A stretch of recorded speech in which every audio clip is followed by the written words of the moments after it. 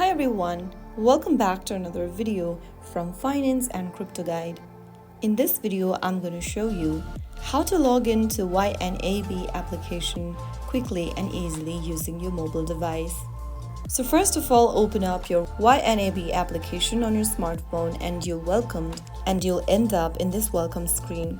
Go ahead and select one of your login methods. You can log in with your Apple ID, Google account, or with your email and password. Simply select the previous option that you selected while creating an account for YNAB.